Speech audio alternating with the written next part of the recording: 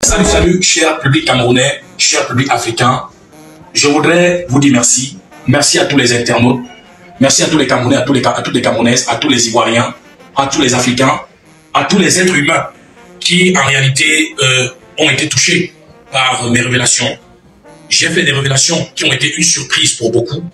Et d'autres essayent de tordre le sens de mes révélations et font semblant de ne pas comprendre ce que j'ai voulu dire. Mais les Camerounais de bon sens et de bonne foi m'ont très bien compris. Les Africains de bon sens et de bonne foi m'ont très bien compris. Et je voudrais continuer à dire que je vous suis infiniment reconnaissant pour ce que vous avez fait pour moi. Reconnaissant à la Côte d'Ivoire, au Nigeria, au Cameroun. Parce que ce sont ces trois pays qui ont porté haut Prince Aimé. Ça a commencé en Côte d'Ivoire et au Nigeria. Et les Camerounais ont repris le flambeau. J'ai connu un moment glorieux et historique tel que je ne pourrai jamais oublier. Mais certaines personnes ont décidé de me maintenir dans le désert, dans l'affliction, dans la limitation, dans la pauvreté. Et lorsque j'ose dire la vérité, on me traite d'ingrat, de tout, de malhonnête. Mais je peux vous dire, frères et sœurs, ceux et celles que Dieu a mis sur mon chemin, et selon mes petits moyens, j'ai pu les aider comme je pouvais. Je n'ai jamais fait du mal à qui que ce soit. Donc je suis reconnaissant à tous ceux et celles qui me soutiennent. Je suis comme ça dans la chambre où j'étais avant que le succès, le buzz ne commence, parce que je vis toujours dans cette chambre.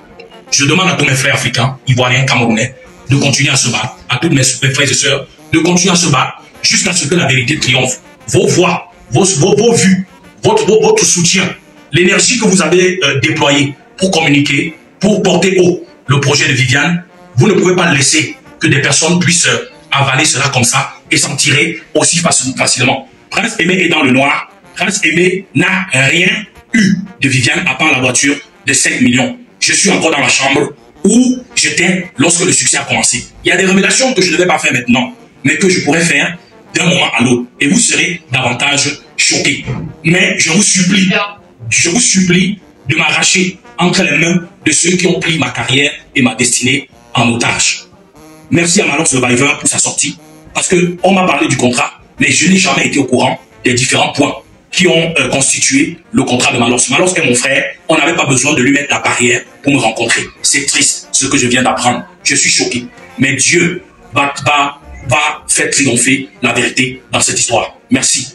Reprenez les challenges de Viviane, faites les remixes de Viviane, et si vous voulez faire le remix de Viviane, vous n'avez pas besoin de contacter qui que ce soit. Faites votre remix, reconnaissez juste Prince Aimé comme auteur-compositeur. Celui qui vous porte plainte, on se battra ensemble. Que Dieu vous bénisse. Je m'adresse toujours à Maman Lolita Labaron, notre grande sœur.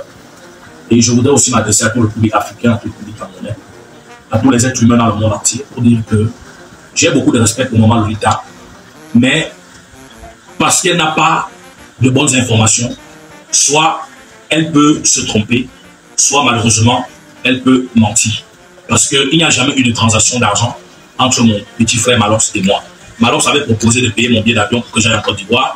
Il se proposait également de me soutenir au niveau du studio si c'est que je venais m'installer à Yaoundé pour faire un truc, pour réaliser un projet. Ça, c'était les propositions de Malos. Mais Malos ne m'a jamais envoyé de l'argent. Aussi non plus ne m'a jamais envoyé de l'argent. Je n'ai jamais reçu de l'argent venant de notre frère aussi pour aller par rapport à un voyage. Sauf si on a envoyé cet argent à quelqu'un d'autre et que cet argent n'est pas parvenu à moi, juste à moi. Je n'ai jamais reçu de proposition de qui que ce soit de payer des danseuses pour que ces danseurs et ces danseuses puissent danser avec moi, et j'ai refusé. Donc tout ça c'est faux. Et lorsque Lolita dit que j'ai jeté les gens à la verdict populaire, qui a commencé à jeter l'autre à la verdict populaire? Ce sont les gens qui sont venus pour raconter comment je suis parti à Kribi, j'ai contourné les managers et les producteurs, et comment est-ce que je veux retourner à la case de départ pour prendre les 100 000 et 50 000, comme si en réalité ils connaissaient ma vie avant. Je suis au Cameroun depuis 3 ans et je me bats, je m'assume. Tous ceux qui sont arrivés pendant qu'il y avait le buzz, la lumière et l'étoile. Et tout le monde a profité de ce buzz, sauf moi. Ce que je dis aujourd'hui, c'est juste qu'on donne ma part de gâteau.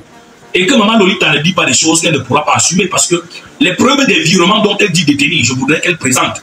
Parce qu'en dehors de l'argent de Orange, qui est vraiment le vrai spectacle que j'ai eu à faire, où on m'a versé 800 000 francs pour moi, 800 000 et j'ai dépensé l'argent pour le carburant, aller-retour, payer 2 jours d'hôtel. Nourrir les gars qui m'ont accompagné jusqu'au retour. En dehors de cet argent-là, il n'y a pas un argent vraiment véritable dont on m'a fait un bon virement. Les autres argents, c'était les argents que les gens prenaient, on coupait. Quand ça arrive à moi, c'est autour de 150 000 ou 200 000 francs. Donc, je ne sais pas de quoi on débat. Et j'ai dit clairement dans mes interviews que je ne vivais que de mes petits spectacles au Cameroun, que je n'avais pas reçu d'un pactole venant d'une société multinationale. Et c'est vous, Maman Lolita, qui avez donné le témoignage avec d'autres internautes concordants par rapport aux sommes d'argent qui auraient été touchées par des gens auprès des sociétés multinationales et même auprès des artistes qui ont fait repris le remix de Viviane et tout, fait le remix de Viviane. Donc je ne sais pas pourquoi aujourd'hui vous pouvez aller à l'encontre de votre parole, de ce que vous avez dit hier. Moi je souhaite que vous puissiez assumer votre combat du départ jusqu'au bout. Vous devez défendre celui qui est en situation de faiblesse et non protéger ceux-là qui en réalité détiennent l'argent. Je vous ai dit que la vérité va triompher dans cette histoire et que ce n'est pas par ingratitude ou par méchanceté que j'ai commencé à parler. C'est parce que je me suis rendu compte que les gens n'étaient pas sur la même longueur d'onde que moi et qu'il n'y avait pas du sérieux. Sauf que beaucoup de Camerounais ont vu cette histoire venir et l'ont prédit. Moi, j'étais encore dans une confiance aveugle. Je faisais encore confiance à ceux-là à qui j'avais remis mon destin et mon projet. Jusqu'à ce que je me rende compte que la plupart des Camerounais qui prédisaient une confusion totale et une situation où je ne devais pas profiter grand-chose si les gens n'ouvrent pas les yeux, avaient raison. Vous avez écouté le frère Wax Day et Calabash dire qu'il met fin à son contrat avec moi et que je dois lui dédommager ces 25 millions. Moi, je vous ai dit que si le buzz de Viviane n'a rien produit, ça produit au moins 1 milliard de francs CFA. Et je dis toujours, je me tiens sur la parole de Wax Day qui m'avait dit lui-même que si je n'ai rien gagné sur cette chanson, c'est au moins 1 milliard. Et sachez que les gens ont repris cette chanson à travers le monde entier. Et c'est Calabash qui sait, et les autres personnes qui travaillent autour de moi qui savent les contacts qu'ils ont établis avec les uns et les autres. Les accords qu'ils ont eu entre eux et les uns et les autres, l'argent qu'ils ont touché. Et il y a plusieurs témoignages des Camerounais de l'intérieur comme de l'extérieur concordants qui indiquent que les gens ont touché des pactoles. Non seulement au niveau des droits d'auteur, des royalties, mais aussi au niveau des contrats avec des sociétés multinationales. Je ne vais pas revenir dessus. Aujourd'hui, Wax Day vous dit qu'il quitte le bateau. D'ailleurs, il avait déjà dit depuis. Voilà un contrat qui ne protège que certaines personnes et qui ne protège que leurs intérêts, qui ne garantit que leurs intérêts. Un contrat où je n'avais que des devoirs, mais pas de droits. Un contrat, vous ne savez pas comment ce contrat a eu lieu. J'étais dans un moment difficile où je me cherchais une équipe au début du buzz et je me battais. Et je suis arrivé un soir au bureau de Easy Construction après que j'avais établi le contact avec Wax Day. On m'a dit, après une conversation, si tu ne nous donnes pas un contrat, nous ne pourrons pas t'aider à avancer. Mais si tu nous donnes un contrat, on peut t'aider à récupérer tous tes droits et on peut t'aider à gagner les marchés de 5 millions et 10 millions. Wax Day m'a promis que je devais faire des featuring avec Fally Ipupa, Burna Boy, Davido, Nazar, Wendy Shea. On vous a dit à vous et moi que Prince Aimé devait prester dans un spectacle, dans un stade de 30 000 places au Ghana avec Wendy Shea. On m'a dit que je devais aller en Afrique du Sud, chanter avec Master KG. On m'a promis que mon featuring avec Malox et les 5 Ghost Step, après ce featuring, on devait tout faire pour que le featuring avec des Bordeaux ait lieu. Je ne peux pas vous dire, j'ai signé ce contrat suite aux propositions alléchantes qui m'ont été faites. Et je peux vous rassurer que pour moi, ça a été un contrat fraternel dans un premier temps d'édition, parce qu'il n'était pas question de management et de production. Et Prince Aimé n'a jamais touché un radis venant de la main de Wax Day par rapport à la collaboration de management ou de production. Le contrat était un contrat à l'aveugle, où il n'y avait la présence d'aucun membre de ma famille, d'aucune copine ou d'aucun témoin du côté de Prince Aimé. Les gens ont taillé un contrat sur mesure qui les arrangeait. Profitez du fait que je ne pouvais pas lire, c'est aujourd'hui que j'apprends même que je devais donner une chanson par mois. Ce qui m'a été dit n'est pas ce qui a été écrit. Et moi j'ai signé. Parce qu'en ce moment, j'ai cherché le chemin. J'avais besoin qu'on puisse m'encadrer et m'accompagner. L'étoile brillait, la lumière brillait, mais il n'y avait aucun encadrement réel autour de moi. Et j'avais besoin d'être orienté, d'être encadré. Je voulais qu'une équipe puisse prendre le projet en main. Les gens qui ont sali la dignité et qui salissent l'honneur du peuple camerounais vont rendre compte. Ce n'est pas moi qui a déçu le Cameroun. Ce n'est pas moi qui fais honte au Cameroun. Ce n'est pas moi qui salit l'honneur et la dignité du Cameroun et de l'Afrique. Parce qu'il faut dire que Viviane est une chanson qui est allée au sommet de l'Afrique. Il n'y a pas un pays en Afrique où on n'a pas dansé Viviane. Et l'honneur revient à la musique camerounaise, à la culture camerounaise. On n'a jamais vu une chanson qui est reprise par plus de 20 artistes dans le monde entier. Et tout ça, il devait avoir des droits qui ont été encadrés par Calabash et accompagnés de Easy Consulting. Je voudrais vous dire que ce n'est pas moi qui ai mis Easy Consulting et Calabash Entertainment en conflit. Les deux travaillaient ensemble dans le cadre de notre projet, jusqu'à ce que ça pète entre eux, le problème d'argent. Et c'est d'abord Easy Consulting apparemment qui aurait retiré Wax Day et Calabash de ma page Facebook, YouTube et TikTok. Ensuite, Wax Day à son tour a enlevé ma chaîne YouTube et logé dans un autre compte et bloqué Easy Consulting. Easy Consulting à son tour a définitivement banni Wax Day de ma page Facebook et TikTok. Parce qu'il y a eu clash entre eux par rapport à la magouille qui se faisait. Moi-même, j'étais au milieu, j'étais perdu. Vous voulez que je vous raconte quoi? Vous voulez que je vous raconte quoi? On a parlé de la chambre. Vous voulez que je vous raconte l'histoire de la chambre? Vous voulez que je vous raconte l'histoire de la chambre dont on dit qu'on m'a logé à Santa Barbara et où j'ai refusé de rester? Vous voulez que je vous raconte quoi? Wax Day lui-même m'a dit, un soir, lorsque je suis arrivé au bureau de Easy Consulting, j'étais au téléphone avec lui, avec Easy Consulting, que j'ai fini avec les plateformes de téléchargement. J'ai récupéré tout l'argent. Et ton argent arrive d'ici quelques jours. Comme c'est une affaire internationale, ça prendra encore quelques jours. C'était au bureau de Easy Consulting. Il y a 300 000 $ que nous avons réclamés. Il a dit que c'était obtenu. Moi-même, j'attendais l'argent, j'étais déjà content. Mais après, il a changé encore de conversation. Il a encore tourné la langue, commencé à raconter d'autres choses. Vous voulez que je vous dise quoi? Des promesses qui m'ont été faites et qui n'ont pas été tenues. Si on veut parler de celui qui n'a pas respecté son engagement, qui n'a pas respecté son engagement? Qui n'a pas respecté son engagement dans cette histoire? Il faut dire que je n'ai jamais reçu un radis dans le cadre de la production. Je l'ai déjà dit. Je me permets de me répéter. C'est de la tautologie.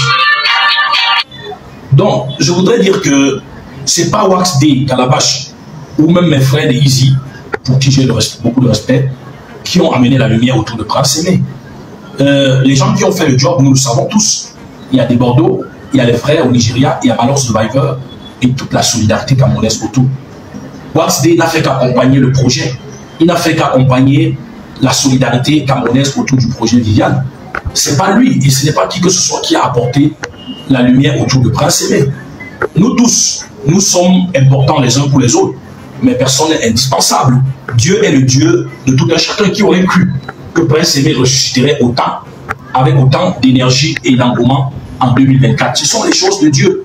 Personne ne peut penser ou prétendre qu'il détient le destin de l'autre entre les mains. Celui qui doit à Prince Aimé des comptes et au peuple camerounais, au peuple africain, c'est Wax Day et toute l'équipe qui a travaillé avec lui. Moi, j'étais dans la confusion au milieu d'eux parce que les deux étaient en conflit et ne s'entendaient plus. Moi, je ne savais plus quoi faire. Au jour d'aujourd'hui où je vous parle, je n'ai pas accès à ma chaîne YouTube et je n'ai pas accès à ma page Facebook et TikTok. Donc, je n'ai jamais pris de l'argent à Wax Day dans le cadre de la production ou du management. Je ne connais pas quel investissement il a fait réellement parce que le média tout que j'ai fait au Cameroun, ça a été l'engouement suscité autour du projet Viviane par les Camerounais et par toute la solidarité. Beaucoup de médias m'ont reçu gratuitement. Wax Day n'a rien payé. Je ne sais pas quel est l'investissement qu'il a eu à faire. Il avait dit qu'il devait m'inscrire à la SACEM. Jusqu'aujourd'hui, je ne suis pas membre de la SACEM. Pour que la SACEM puisse protéger mes droits, il a parlé d'une société en Afrique du Sud. Moi, je n'en sais rien. Mais je vous dis la vérité, je suis comme vous dans la confusion totale. Et nous pensons que même si Wax Day veut se retirer avec toute l'équipe qui travaille avec lui, nous n'avons aucun problème. Prince Aimé n'a pas commencé aujourd'hui. Avant que la lumière du buzz n'arrive, on connaissait déjà Prince Aimé au Cameroun et même en Afrique. Même s'il raconte que ceux qui étaient là avant n'ont rien fait. On sait qu'en 21 ans, Prince Aimé a produit l'album de Viviane, mais a aussi produit Ancien Chauffeur, Polygamy. Tout le monde le sait, crie à l'éternel. Donc, la carrière de Prince Aimé n'a pas commencé avec Wax Day et les autres. Ils ne sont arrivés qu'il y a de cela 4 mois. Donc, s'ils avaient fait les choses correctement, le peuple camerounais et africain et tous les êtres humains de bon sens, on allait les féliciter et leur dire bravo. Mais nous sommes déçus de tout ce qui est en train de se passer. Moi, je suis un non-voyant. Si je ne fais pas confiance, je fais quoi d'autre? Moi, j'ai fait confiance jusqu'à ce que je me rende compte que ma confiance a été malheureusement trahie. Donc, je n'en dirai pas assez. Vous voulez que je vous parle de quoi? De la chambre, de l'histoire de la chambre? Je vous raconterai l'histoire de la chambre plus tard. Et vraiment, vous serez désagréablement surpris. Lorsqu'on vous raconte qu'on m'a logé dans une chambre à Santa Barbara et j'ai refusé d'y rester, vous serez surpris quand je vais vous raconter l'histoire autour de la chambre. C'est une histoire qui ressemble au film western. C'est une histoire qui ressemble c'est-à-dire au film des, je ne sais pas comment je peux dire, au film western, au film, je ne sais pas, Vraiment, je n'ai pas de mots. Je n'ai pas de mots. Mon histoire, c'est parce que je suis quelqu'un qui trouve le courage et garde le moral. Je devais vous parler de ce que j'ai vécu en pleurant. Mais je rassemble beaucoup de force, peuple camerounais, pour ne pas pleurer quand je parle. Vous croyez que je suis trop fort. Mais très souvent, quand je finis de vous faire des vidéos, après, je pleure au moins 5 minutes. Je pleure au moins 5 minutes. Parce que je ne sais pas pourquoi je dois vivre tout ça. Même au moment où le bon Dieu a décidé d'envoyer un vent de gloire sur mon chemin, je n'ai jamais fait du mal à qui que ce soit. C'est à vous de me rendre justice de ma partie adverse. Que Dieu vous bénisse.